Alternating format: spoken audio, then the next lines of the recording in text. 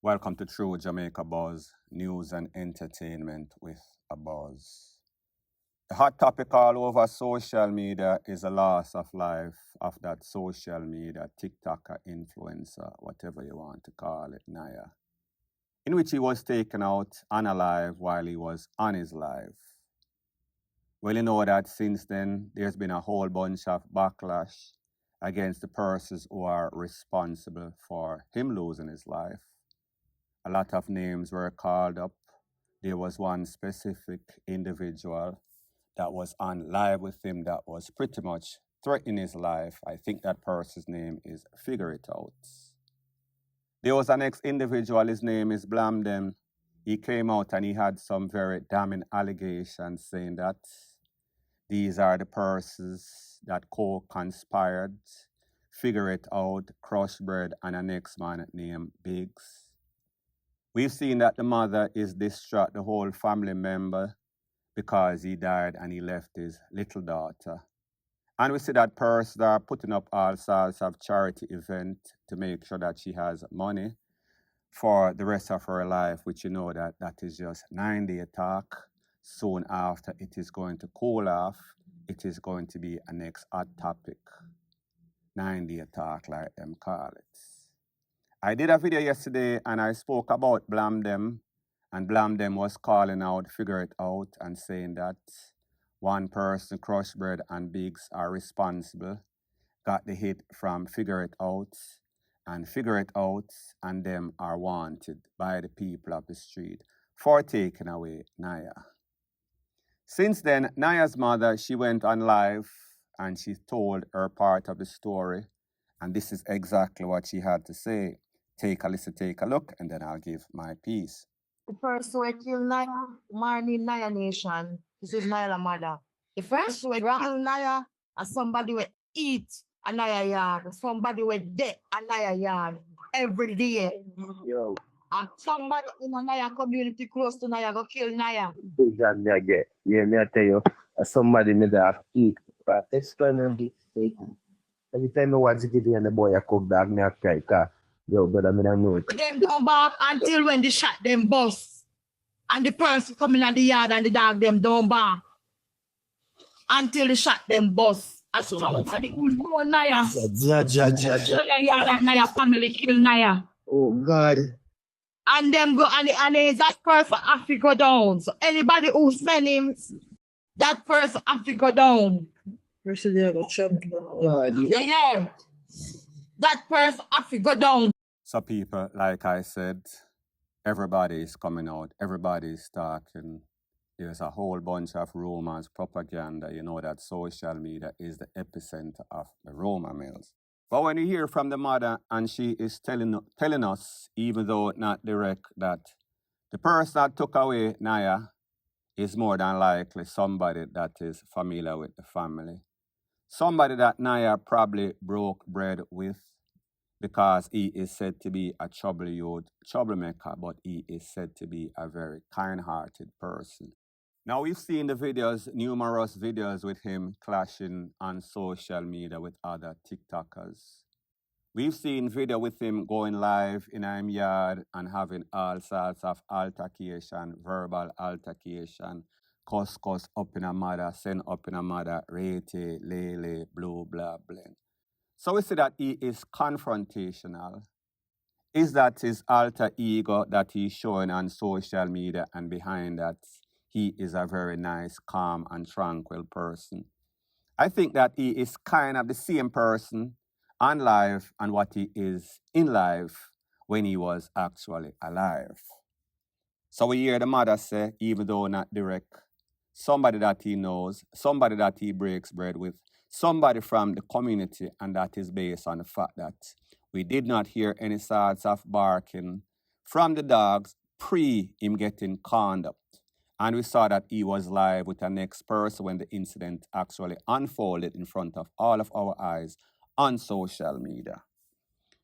Now, she's telling the truth, because if there's one thing that we know, living in Jamaica as a youth or whenever, people always have all sorts of mongrel dogs in them yard, and I am assuming that these were some mongrel dogs. They might not bite, they might have rubber teeth, but one thing that we know, they are going to make up a whole bunch of noise, especially when it comes to not knowing that person. Whenever there's any sort of stranger, if it's somebody that you know, they are not going to bark because more than likely, unless the mongrel scent gland is not as strong as a regular pedigree dog. Once them smell you, once them see you, once them hear you and know who you are, they are not going to make up any sorts of sound. So we did not hear the sound prior to the pie up of Naya and whomever else that they were firing after. But afterwards, we hear a whole bunch of noise, which is also consistent with persons, dog, everybody being traumatized. Them know say something went wrong. What specifically was it? Them no know, but them hear other people scream. So I guess that is what mongrels do. Them bark also. So Naya's mother is giving her part and what she thinks. Even though not saying name directly, she is giving out a hint that it has to be somebody. Friendly, F-I-R-E. Somebody that is close. Friend, enemy, them call it. People that don't like you but will accept the sweets. However, they are plotting and scheming. You losing your life. Such is the case as it pertains to Naya. Point blank and period. Three persons got shot, 2 died and 1 rushed to the hospital. So the next thing that is popping in the news, it is a very bad incident, shooting. 3 persons got shot. 1 person lost their life. The other 2, they are battling for their lives in the hospital. In a place called Bog Hole. Bog Hole is on the border of St. Ann and Clarendon. Based on information, it is said that the picture that you see on your screen, this man's name is Sheldon. The wife's name is Taisha Keane. They're having marital problems.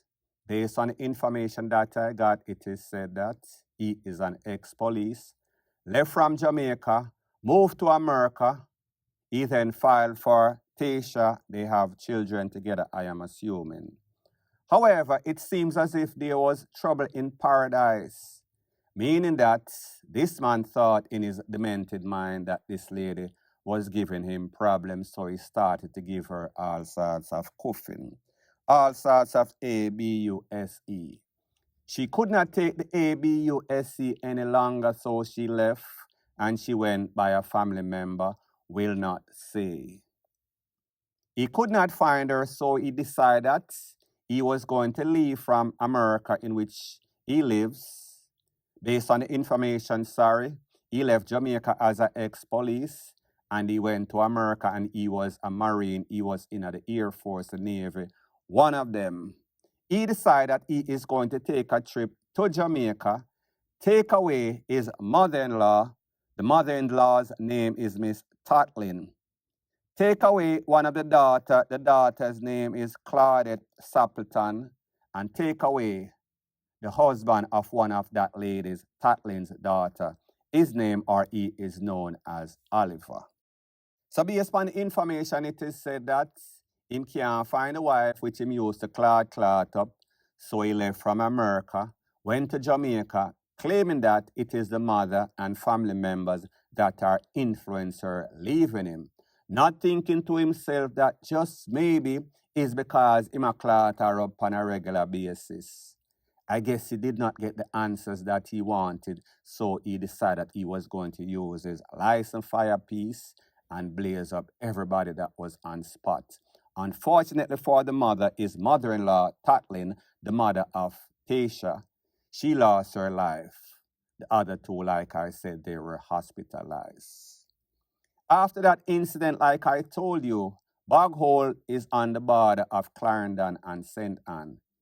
The incident took place in a Bog Hole that is in Clarendon. He then drove his vehicle to a police station in a St. Ann, told them exactly what had transpired, and then they also took his tool. Not going to say he surrendered his tool. That would have been surrendered automatically. If you use an issue gun from the police or your own licensed legal firearm, it becomes illegal whenever it is used in the commission of a crime. such as MURDER. Now, people, I am not going to make any sorts of excuse for this man because it is DEAD wrong.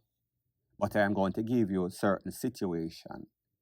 When a man falls for a lady, falls for her kids, and take them up to America, whether she is good or whether he is bad, he feels as if he is entitled. There is supposed to be some sort of loyalty. She is supposed to do what he says, like Simon. And even if in his demented mind he feels as if he's being disrespected or he is just a natural born abuser. These people are psychopaths. They do not see what they done wrong. Don't know if that is the case. Don't know if this lady was given trouble. Don't know if there was some sorts of cheating going on. Don't know the specifics. It does not matter. There is no sorts of justification. When you compound that with the fact that this man left from Jamaica as an ex-police, stressing job again, no excuse. Went to America, joined the Marine. Don't know if he went to war or the circumstances that he experienced. It is a very bad combination, especially, most significantly, when that person has an abusive nature. This is the outcome. It is very sad to say, like them say, if them can't catch Quaker, which is the wife that he was looking for, came to Jamaica, jump on a jet plane, and jump on these people and blaze up every single one of them. Unfortunately, the mother did not make it. People, I have the videos and I have the pictures. Let's just say that it was a BLOODY mess. It looked like Chucky passed through. Very sad situation indeed. Point blank and period. So the next thing that is popping in the news is based on the picture that you see on your screen. Looks like the typical barrels that are sent from foreign, especially in the Christmas era, Christmas time, to family members in Jamaica. Well, these are no ordinary barrels, because in these barrels it is said that a group of smugglers tried to smuggle at least 30 tools and about 700 plus ammunition. Now, it is funny when people say 30 tools, because if there is significant gun parts, that would be considered as one gun. So maybe it is significant parts that make up the 30 tool that they talk about. Don't know the specific. So there is now a high-level probe by the top agencies in the JSF, and they're trying to figure out who is responsible for this. Based on information that I got, there is no arrest at the moment. And I said to myself, the definition of insanity is doing the same thing over and over and expecting different results. Meaning that, how many times have we heard about seizures at the wharfs, in this case, the wharf in Kingston, and we have not heard anybody being arrested? Even worse, how many times, quoting Rev, have we seen cases go to courts and the people beat it, walk off scot-free? Now, in the case of Rev, it is said that police officers involved got some sorts of bribery money. So therefore, they lost their mind. Them have amnesia. Could not remember. They were fumbling and bumbling. So that is why Rev beat that case. So in this case, again, them find the barrel them. Obviously, if there are barrels, there has to be a sender, there has to be a receiver, a recipient. Why wouldn't they wait until that person came and pick up that barrel, and then they arrest that person, and then the trickle-down effect, find the source, find the big fish, find the sprat, find the arca, find the bangamiri? No, our JCF did not do that on people. I don't know the specifics. Some can't say them fumble the ball, but we've seen them fumble the ball so many times, we kind of expect that the ball is going to be fumbled on every occasion, including this. So here's the thing. Why is it that people keep doing this over and over? And we keep hearing that people getting busted over and over. This is a thing where them call the law of possibility and probabilities, the odds game. So in other words, them try 100 times, maybe 2 times out of the 100 get busted. The next 98, them bingo. So I am going to give you some facts. There's a shipping port in Europe. It is responsible for maybe about 80-90% of all shipment that goes through Europe. Shipment from America, shipment from all over the place, like I tell you before. The amount of those that are scanned is 2%. A lot of drugs go through there. That is because the shippers realize that that place is an easy target. So if that is Europe, where they're responsible for crime more than Jamaica, just imagine what percent of these barrels or shipment are actually physically scanned. Thorough investigation, thorough search. I am going to say that way below that 2% as in Europe. I'm going to say probably 0.2%, 0.002%, minimal. So that would make Jamaica even bigger, soft targets. When we think about the mindset of these criminal elements that leave from Jamaica get a better life, especially in the Yuletide season, festive season, them know say right now are the hottest and the hardest and the most busiest time at the wharf. So what do you think that they are going to do? They are going to try the system because them know say this is the easiest time for both the system and FUCK, the system.